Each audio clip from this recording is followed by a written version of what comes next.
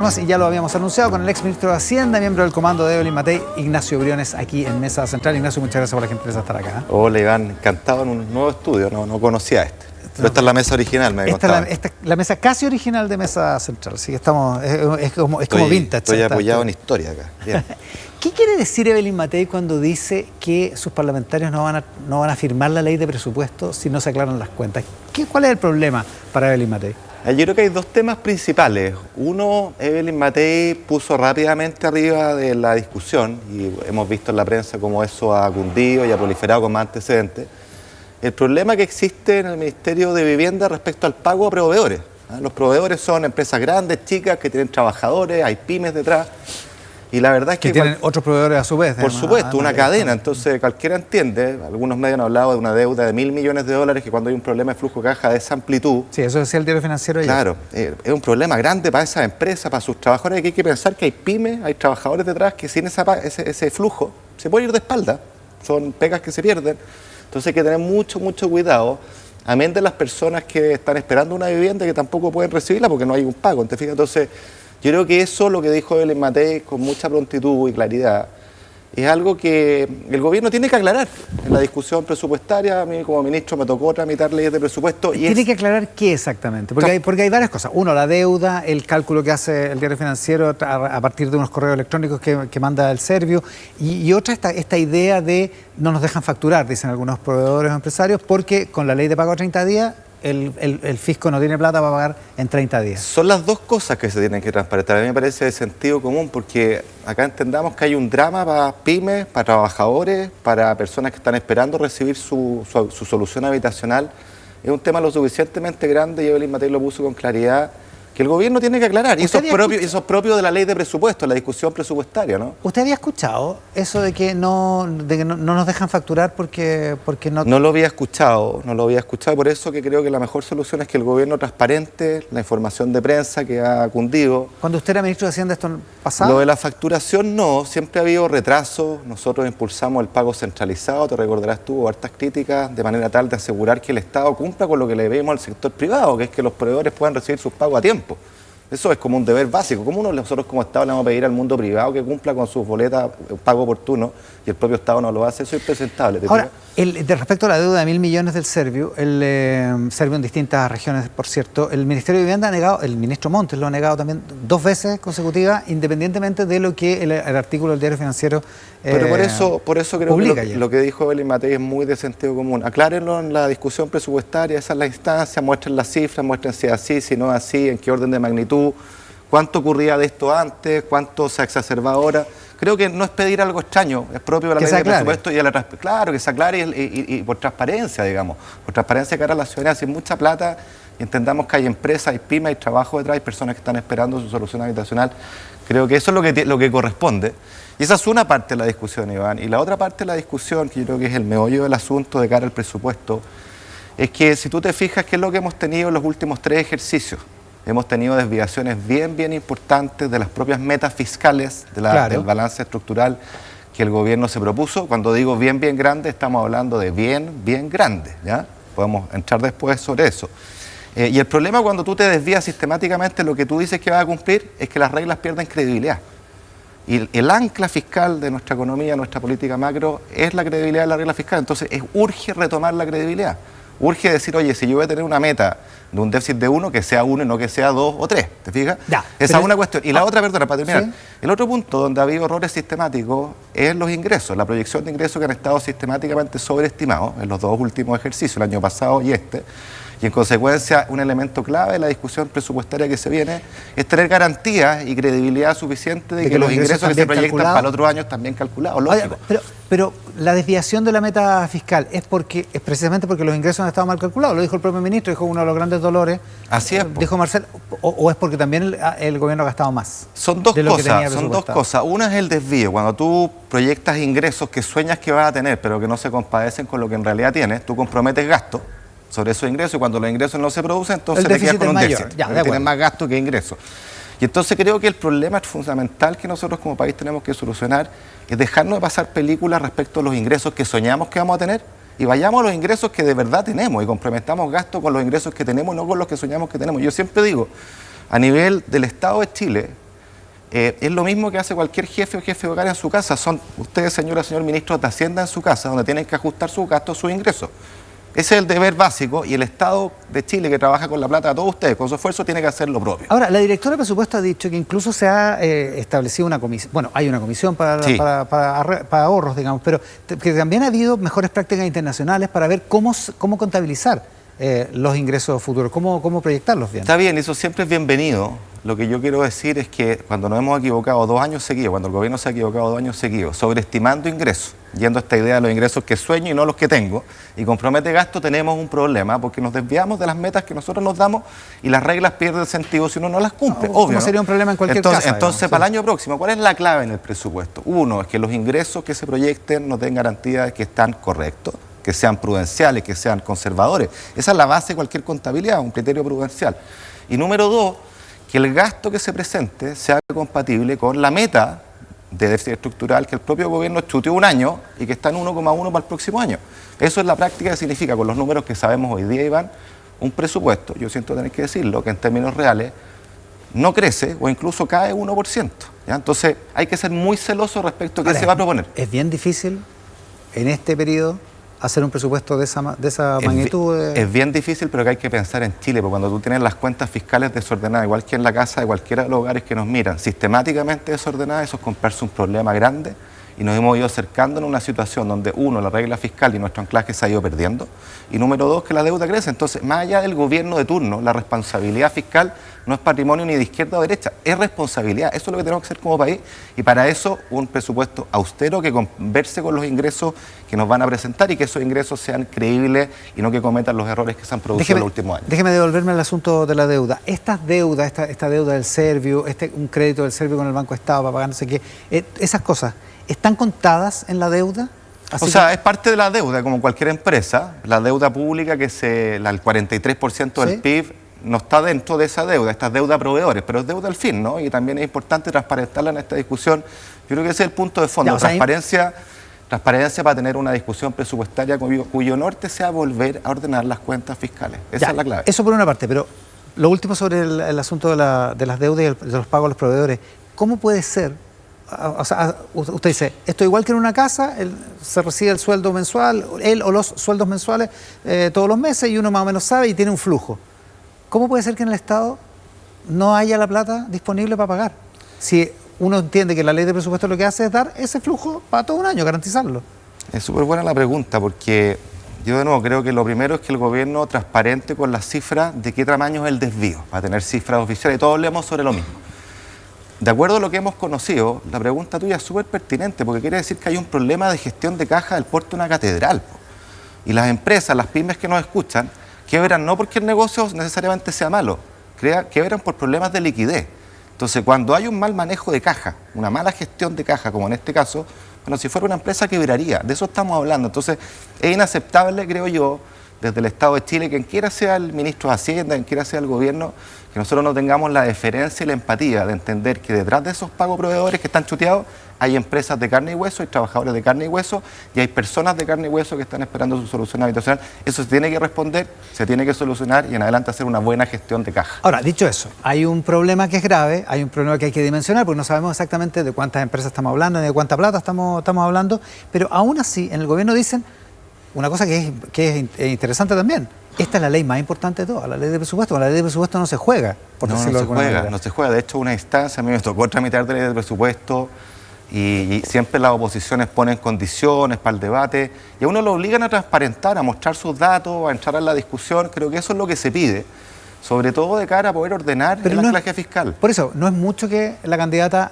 llegue a incluso amenazar con la no tramitación de la ley por parte de los partidos. Yo lo doy vuelta, lo pongo al revés. Es tan fácil, ante el problema que hemos estado conversando, que el propio gobierno, el Ministerio de Vivienda, transparente sus cifras. Diga, bueno, ¿qué significa? ¿Cuál es el orden de magnitud?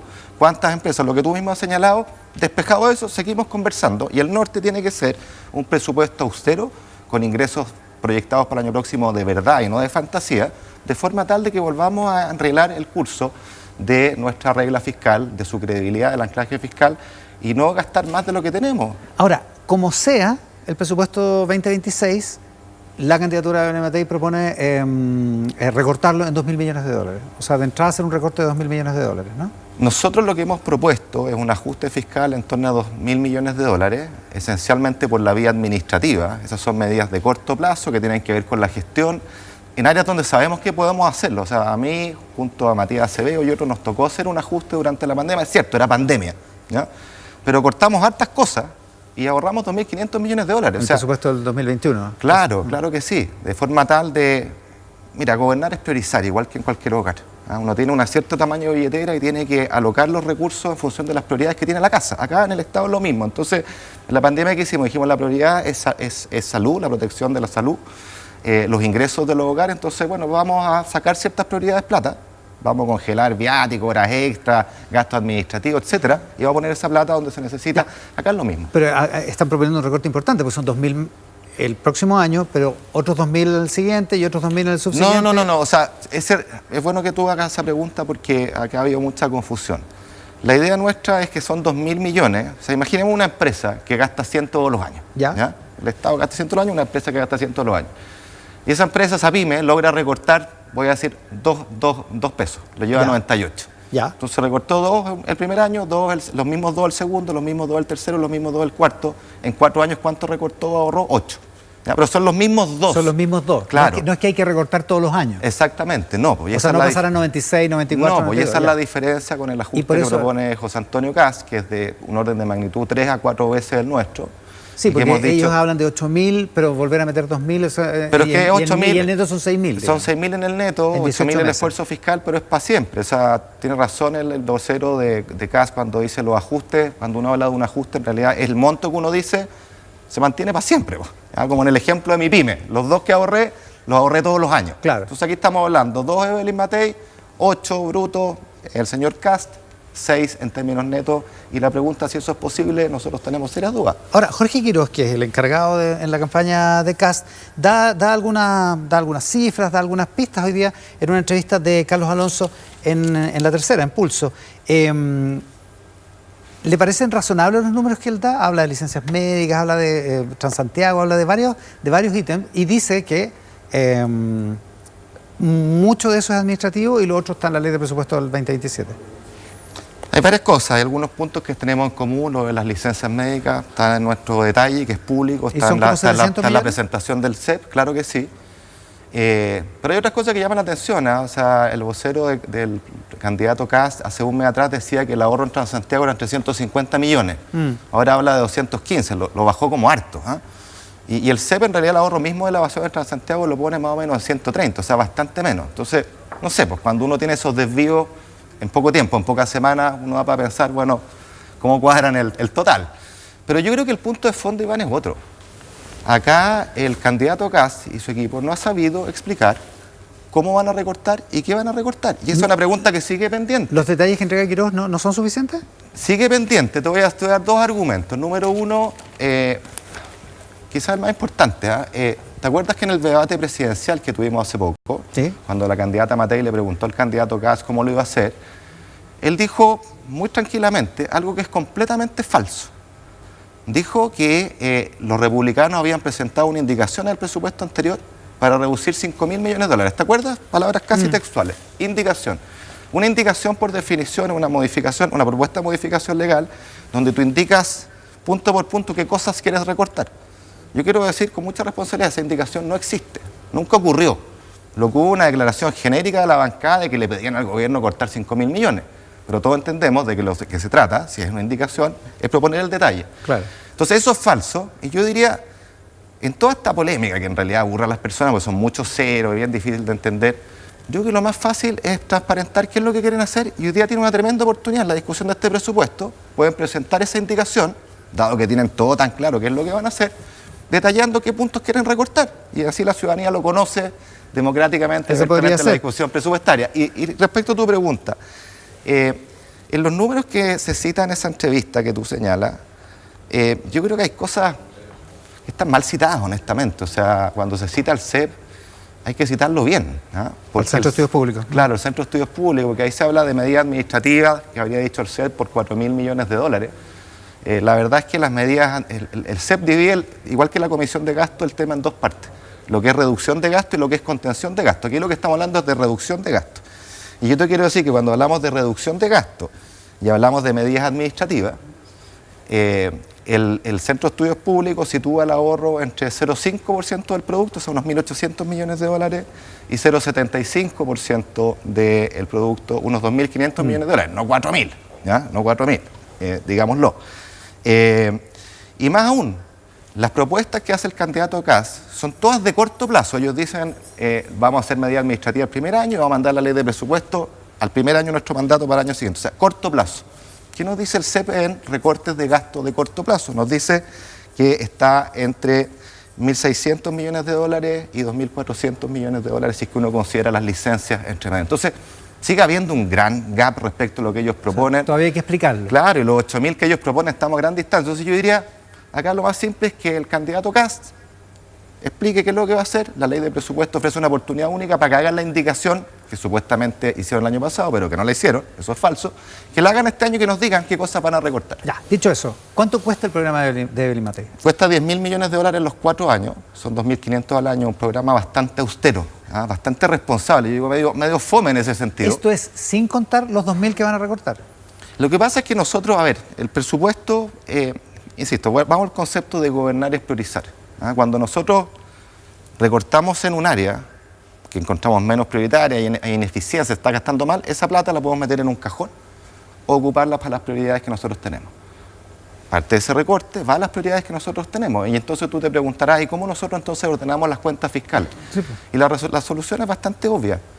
Las cuentas fiscales se ordenan en la medida que el gasto público en los próximos años crezca menos que lo que crece el PIB, dado que el déficit se mide como porcentaje del Producto Interno Bruto, ¿no es cierto? Y entonces ese sería el compromiso. Entonces, claro, tú tienes dos posibilidades para hacer la analogía. Tú tienes dos opciones de políticas para ordenar las cuentas fiscales. Cuando estás andando, digamos, en un auto, tú estás andando muy rápido, por ejemplo, ¿no es cierto? Y quieres bajar la velocidad promedio, yo puedo frenar el auto, pararlo, esperar un ratito y luego seguir y bajé el promedio.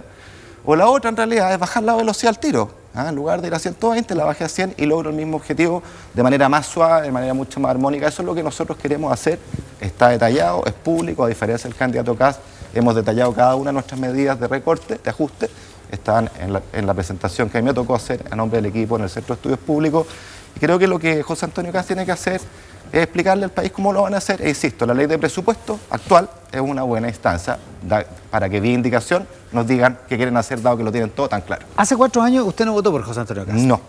¿Y si pasara José Antonio Kast a la segunda vuelta? Esa es la pregunta que siempre me hace. Lo voy a responder como siempre lo hago.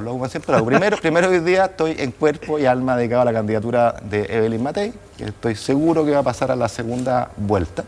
En eso estoy jugando, en eso está mi interés, mi atención, igual que la de todo el equipo. Y por lo tanto esa pregunta hágamela después de noviembre, si es que corresponde hacerla, porque creo que no va a corresponder hacerla. Entonces le va a hacer 2 preguntas en noviembre. Esa, ¿por quién va a votar? Y si sería ministro de José Antonio Kast. Hágame todo lo que quiera después de noviembre, porque yo creo que en noviembre vamos a pasar adelante. Tenemos una tremenda candidata, que es la única que es capaz de convocar en un solo equipo. Porque, Iván, no sé si vamos a hablar de crecimiento, nos queda espacio, ¿no? No, ya no. Ya no nos queda. Déjame decir una pura cosa. Una pura cosa. Mira, ayer tuvimos un triunfo extraordinario en el rugby. Sí. Tuvimos un triunfo... Felicitaciones a los Cóndores. Emocionante, grande los Cóndores, emocionante en la sub-20. Hace algunos años estábamos en la A del fútbol. Habíamos ganado 2 Copas América, nos sentíamos en la muerte y orgullosos. También estábamos hace un tiempo atrás en la A de la economía, nos admiraban. Hoy día, tanto en el fútbol como en la economía, estamos en la B. Y la pregunta que uno se hace, ¿es posible salir de la B? Nosotros estamos convencidos de que sí. ¿Alguien me puede decir en su casa que no creemos que Chile puede volver a ser campeón de la Copa América? No, no es cierto. Pero para eso hay que hacer la pega. Hay que tener un buen entrenador, planificación, trabajo duro, un buen equipo que haga la pega. Y en la economía es lo mismo. Entonces acá las actitudes, el sin complejo, que la voluntad, eso no sirve. Acá la pega dura, y la pega dura en un país que está estancado, nuestro país está estancado hace una década, creciendo al 2%, un bono fome al 2%. Es un problema estructural. Para eso se necesitan reformas estructurales. La única manera de salir adelante, y eso requiere un liderazgo que sea capaz de convocar para lograr las mayorías que saquen esa reforma adelante. Si no, vamos a seguir en la B, Iván. Yo lo lamento decir, pero tenemos mucha esperanza de que vamos a lograrlo. Tenemos un gran país. Gracias, Ignacio, por la gentileza de estar acá. Ignacio Briones, ex ministro de Hacienda, miembro del comando de Evelyn Matei, aquí en Mesa Central.